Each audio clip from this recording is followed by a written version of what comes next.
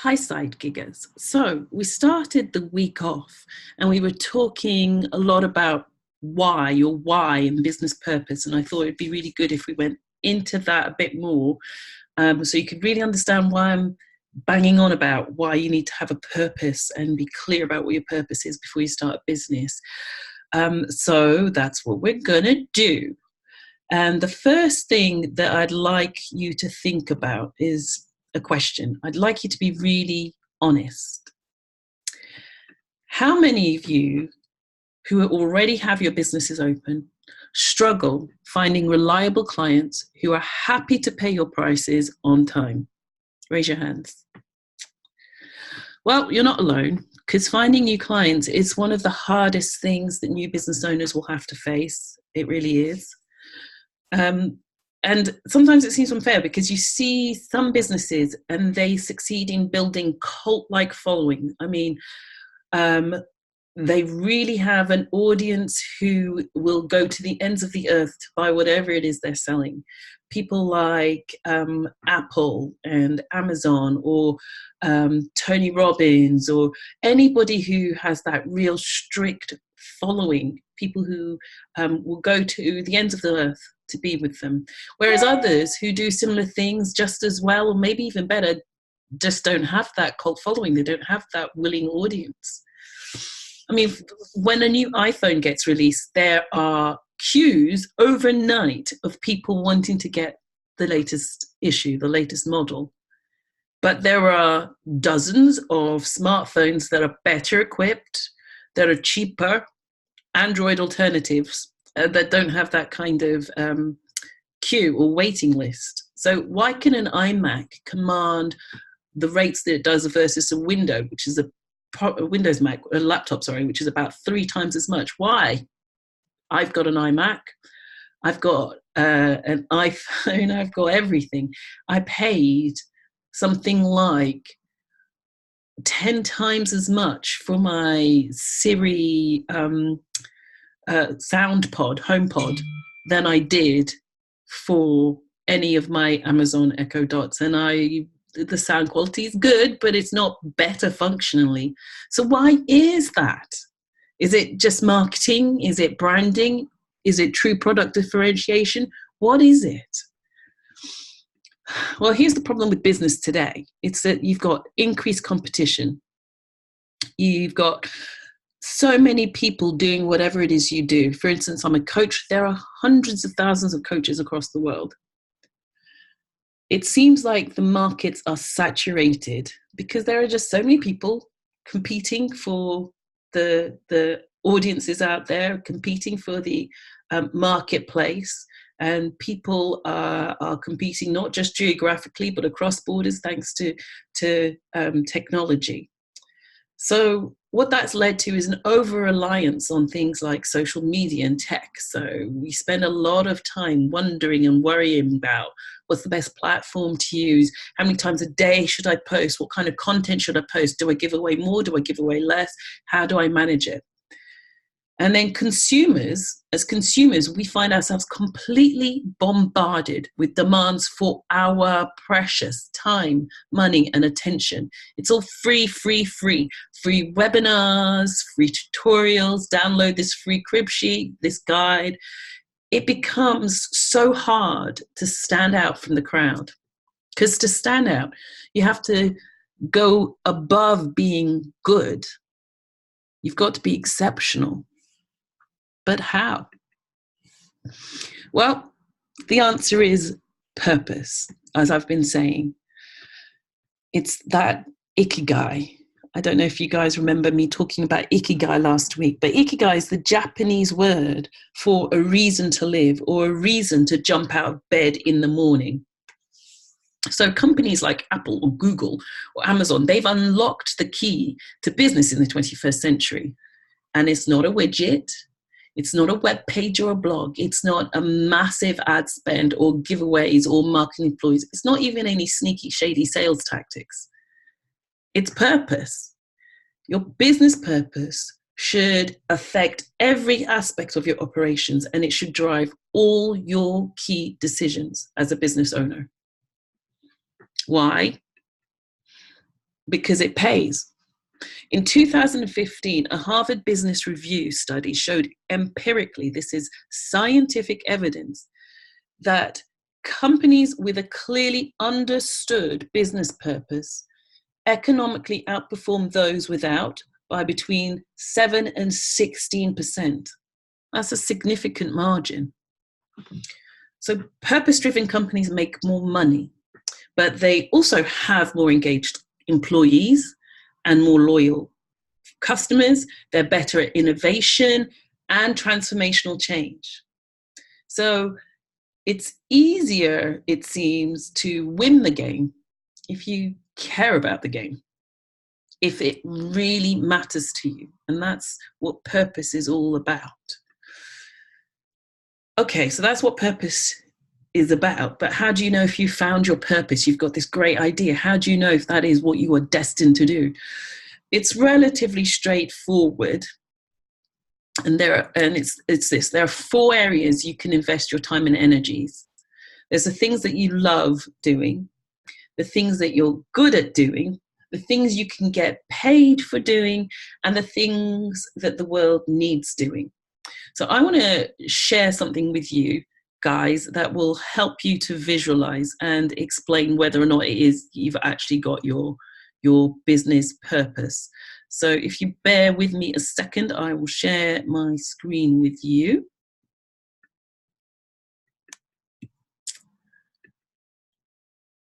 Right, so here we go.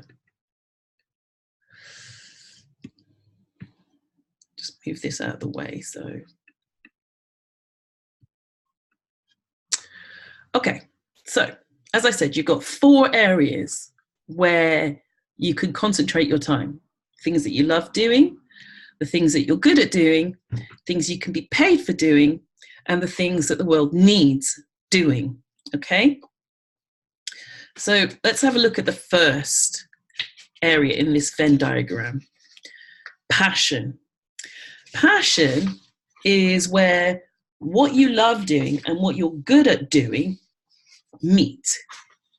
This is a great place to be. It's where you're happy waking up in the morning because you love what you're doing. It's fun. It seems easy. It's where we get the expression passion project. And it's a great place to be. Everybody wants to have this kind of enthusiasm for the work that they do. However, there's a problem with that being in the long term. Your passions wane as you get older. What you were passionate about at 20 is not necessarily the same as what you'll be passionate about at 50. So it's hard to sustain that level of energy and dedication and commitment all the time, which means that you're interested in doing it, and then therefore the results will vary. So that's one thing. Another thing is, just because it's what you love doing and what you might be good at doing doesn't mean it's anything that anybody else has an interest in. I actually saw today that there is a magazine, and I can't imagine it has many sales, but there is a magazine dedicated to how you can make knitted animals using your cat's leftover hair. So hair that you have brushed away from your kitten will be gathered up and knitted into little toy finger puppets. That is clearly someone's passion. Why? I have no clue, but it is. It's not necessarily something to base your business on, is it? So that's the issue with passion. Because businesses that are based purely in passion aren't necessarily businesses. They are glorified hobbies, if you like. And this is where I get that expression of a hobby business from. Yeah? So that's one area. Then the next area you have here is the profession. So this is where what you're good at and what you can be paid for meet. Well, it's good here. The vast majority of people live in the profession zone. Okay. And it's fine. If you're happy and able to segregate your work life and your personal life, and to just do a job for a decent return, then this is where I recommend you stay, in the profession zone. This is where most of us have spent some time. Those of us who weren't brave enough to venture out into entrepreneurism straight out of college, this is where we'll be, in the profession zone. Now, the issue with the profession zone is it might not be something you love. For me, it certainly wasn't. It was something I was good at, sure. I enjoyed the social side of it, great. I was getting paid even well for it, but there was always something missing. There was always something missing. I used to, on the commute back in the days when I had a commute, look at people on the tram or on the underground or on the bus or wherever it is, and they had that kind of look of being dead behind the eyes. And I used to think of them as like subway zombies. That's what they were. And the reason they were dead behind the eyes is because they weren't particularly excited about what they were going to do that day. It was a chore. It was what they had to do so that they could fund the lifestyle that they had. And I vowed I wasn't going to end up being a subway zombie for the rest of my life. And that's why I eventually stepped out. So if you're happy enough doing your job, if it's something that you can say, well, it funds my lifestyle's more important, then this is a much more straightforward transactional place to be. So it's fine if that's where you want to stay. But for those of you who are in this side gig group, then I suspect you need something more. You need something that lights you up inside, that motivates you and keeps you going, that appeals to your varied interests, and that's why you're here. So, next area, vocation. Okay, so you've got doctors, nurses, priests. What do they all have in common? Well, they're doing a job that the world needs, and they're getting paid for it, which is a great start. Okay, so they're getting paid for it, and the world needs the work they're doing. And what's the problem with that? Well, nothing in the short term again. But it has very little necessarily to do with their passions, and not a lot to do with what they're particularly good at, right? It's a calling, if you want, but it is not where their heart lies. And that is why when one of the variables changed, usually money, you'll find people leaving that profession. So that's why you've got nurses who, after having spent years working towards a nursing certification and working tirelessly for the health service, leaving because they're not being paid enough. It's not something that they'll do for free because there's no passion there. Of course, this is a sweeping generalization. It's not true for everyone, but this is just an illustrative example, okay? So what else? Final quadrant, mission. So this is where we're back to what we're doing, what we love, okay? And it's more than that. It's something that the world desperately needs. This is your mission. So this is obviously where missionaries come from, but even in business, you have missionaries. This is where Aurora was when we started. So when Aurora started up, it was because following my issues with mental health and depression, I didn't want anybody else going through that. And I was determined to make sure no woman had to suffer because of that ever again. And so we set up Aurora to empower and equip women to live more honest and true and fulfilled lives. And everybody loved the idea. We were going to run retreats. And they were going to help women to face the issues that they were dealing with, the inner demons, and combat them and beat depression before it even really fully took hold. Everybody loved the idea. It was fantastic. We got so much support from people, at least verbally. And it was clear the world needed it. There's so much talk about mental health. and particularly the struggles that people were having in the workplace, that I thought, perfect, it's the great time to start and launch this business. But the problem was, no one was willing to pay for it. When it actually came down to it, it turned out that very few people were willing to put their money where their mouth was. So what we were doing was missionary work, something we loved and we felt passionate about, something the world needed, but just wasn't willing to pay for. So those are the four main areas where your work can typically lie. But this is where you want to be. And this is where we eventually pivoted to in Aurora, and where all businesses who want to sustain their endeavors in the long term and to be profitable as well as purposeful need to be. And that's here.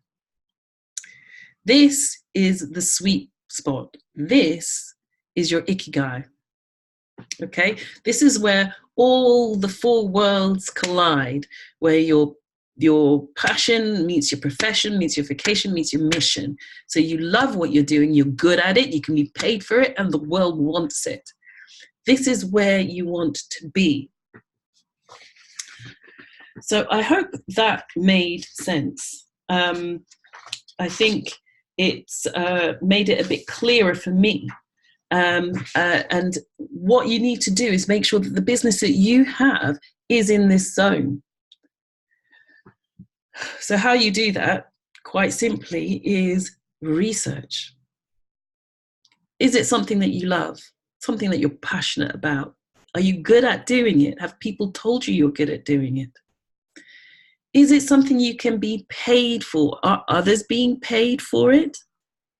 Have you got examples of competition who have actually posted profits in your business area? And does the world need it? Is this the time? Or are you selling, like I saw on ASOS or somewhere like that, completely transparent plastic jumpsuits? If that's what you're doing, you just have to wonder if the world actually wants that. Is it something that they need? So the challenge for you, and this is your call to action, I'm asking you guys to actually do this work. Draw your 4 circles. The things that you love doing, things you're good at, things you can be paid for, and the things that the world needs. And list out all of the things in those categories. The one that hits all 4 boxes, that is your unique ikigai. That is where your business needs to be based. Okay? If your business doesn't hit all 4, that's where you have to do what we did and start to challenge your strategy and figure out how you can pivot so that it does, because that's the surest route to success.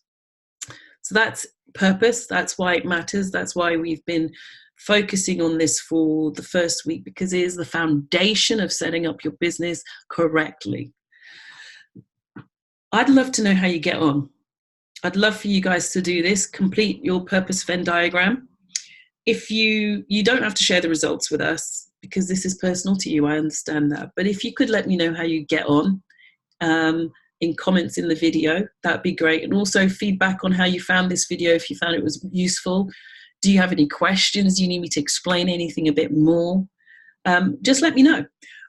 Or if you'd like to get some help in completing this Venn diagram, it's really straightforward. Just write the 4 column headings and list the things that you're good at. Find ones that match as many as possible.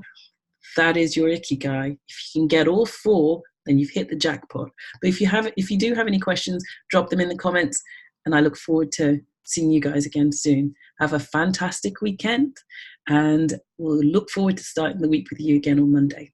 Take care, everyone. Bye.